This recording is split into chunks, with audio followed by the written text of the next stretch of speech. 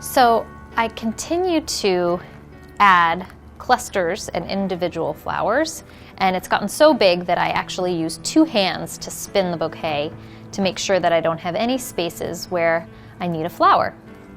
When I feel like it's big enough and thick enough, and everything from my hand down is nice and clean, I can, because it's becoming really heavy with these long stems, trim up the stems. I'm going to leave them a little longer than I would necessarily need them, just because I can always trim up, but I can't add length. So trim up the stems, and I'm going to tape this up and secure it together before I finish trimming the stems.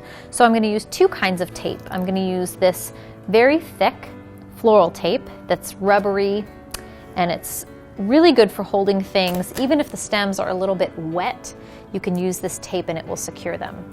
So I usually hold the bouquet in one hand really, really tightly, and then I take the tape and I place it just above the hand so I can use my index finger to stick the tape on. And then I pull and wrap around. And I'm going to secure the bouquet in 2 places. So here, just under the neck of the bouquet, twisting it around and pulling tight. And you'll feel with this tape that it's already quite secure, even just with one little layer of tape. I'm going to secure it again down the handle, and I want to arrange any of the stems that have gotten kind of askew. But secure it again down the handle so that it's going to create a nice shape in here. There's going to be nothing kind of jagged, so if there's anything you need to pull out, just do so. Second piece of tape. Hold the bouquet really firmly in your hand. Place the tape just above the hand. Use your index finger to hold it down and pull and wrap around. Now I have a nice base for my handle. Here comes the second kind of tape, and this is because now that we've secured it, we need to create a surface on which we could then put a ribbon. Ribboning will be next, so we'll pull out some of this thick floral tape. It's nice and stretchy.